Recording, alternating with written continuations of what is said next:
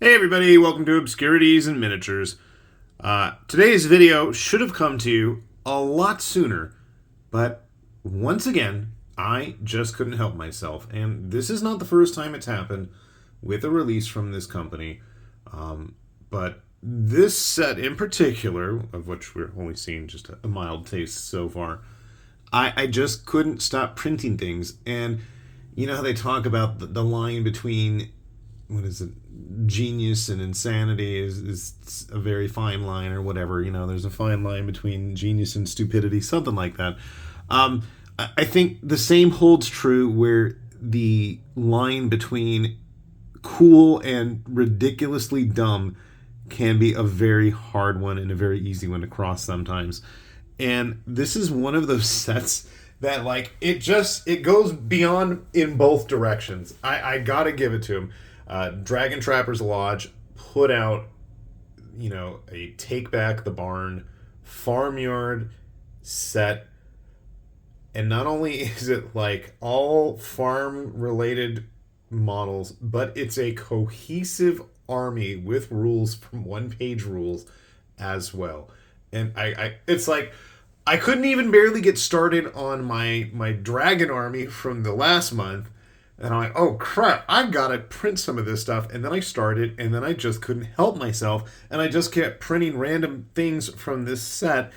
And before you know it, I mean, I've got a nice little warband going on here of barnyard things. I can't even just say animals, things. Because look, we've literally got little animated mandragoras.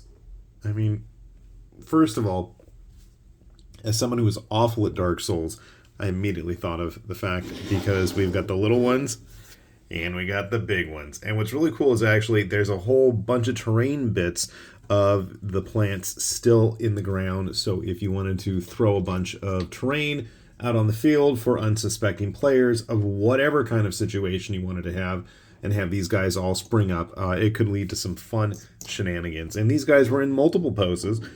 So you can have, literally, if you just wanted to field an army of angry plant spuds and roots, why not? My kids were like, they look like daikon, so I'm totally going to paint them up in daikon colors.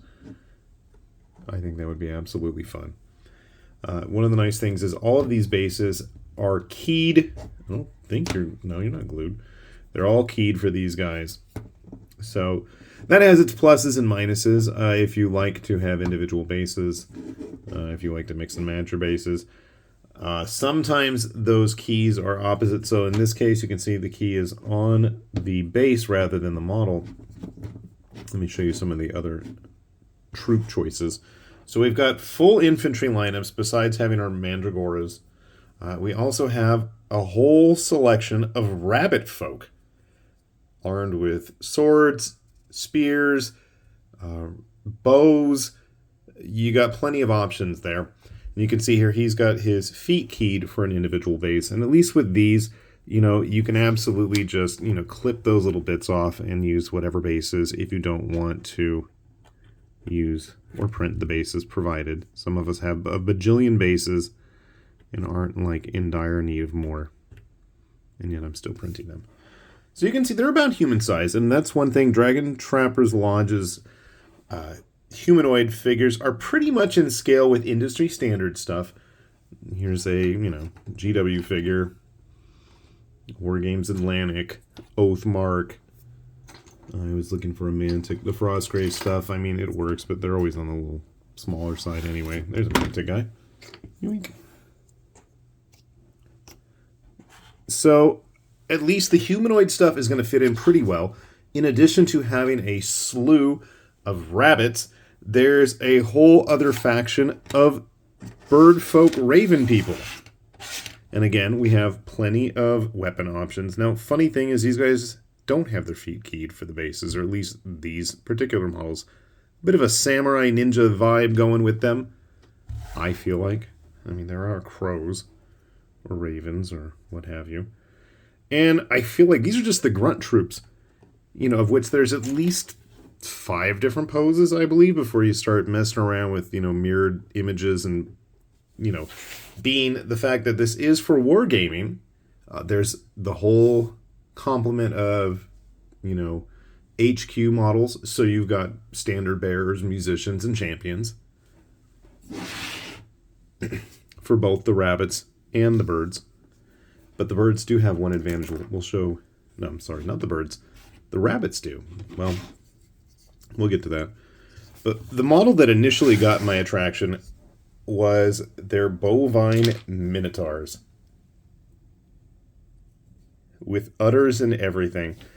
They've got a rake for their tilled fields. I mean, come on. And the cowbell even. This is going to be a fun one. You know, I like minotaurs. So when I saw this, I was like, oh crap, I've got to try printing this. And it's a good size model. And again, everything in here is already got rules written for it. So there's no, you know, having to proxy or figure things out. It's all set to go for you. Background lore and everything. So our Minotaur's a good size. Definitely would fit in with a lot of the other Minotaurs already on the market. And then we get into the bigger models. Like our fast attack stuff. Giant, fat, carnivorous flying pigs. Because why not, right? Simple base, it's attached to a peg. I guess if you have any translucent resin, which I don't really like to bother with, you could totally do a translucent stand. I think that would actually look really cool. Me, I'm just probably going to paint it blue or black or something like that. So we've got a whole Minotaur unit, we've got a flying pig unit, and to give the rabbits an advantage, and I saw this is such a goofy, cool idea, and it absolutely works, is the cockatrice. Cockatrice. They are glorified rooster raptors. Now check that out. It does have a saddle. You can print these without saddles if you want wild cockatrices running around, or if you just want to use them as raptors, that would work as well. But they are all set for rabbit cavalry. This is the rabbit hero. They can fit on any of the bases. Or not bases, but any of the saddles. So again, we've got, you know, fast attack, we've got cavalry, we've got air units, we've got heavy infantry, we've got monstrous infantry, and we're still not done. Let me grab this guy. I don't have this thing fully glued together, and I'll show you, I'll show you why in a sec. The sheepstrosity, which looks like something out of Carpenter's thing. I have the wing, and for whatever reason, his other limb does not want to cooperate getting in there. Keep fighting with it. We'll fight with it some more. I'm going to have to probably file that down a bit. With the giant eye in the center there. Just absolutely bizarre, crazy stuff. I hate sheep. Shockingly, there's no goats, but I think goats are so overdone. If you wanted to roll this as a Beastman army, you totally could go that route. Using this as, what is it, the Jabber Slythe or whatever they've... I don't know, the one thing from Forge World. We've got plenty of terrain. There's fencing, there's plants, there's scarecrows, there's hay piles, there's feeding troughs. Because you know that this cow is going to be all about that. And as is fitting with Dragon Trapper's Lodge, we've got a new glow hopper. The sheep hopper, I believe it was called. Every month seems to have a new one of these little glow hopper guys dressed up as whatever the new month's theme is. So last month we had a dragon hopper. This time we've got a sheep wool hopper. And to lead everyone into battle, we've got the farmomancer. And I got to say, this has got one of the coolest bases I have ever seen in a while. I really like this. So you actually have the farmomancer sit there, but the gourds and everything, this would have been great around the fall, but I'll take it when we get it, right? Duly remind yourself. Maybe I'll make sure I have it painted up by the fall, so that way we can have a good excuse. He's got another cockatrice coming out of his spell book here, and I have a support dare stuck by his head.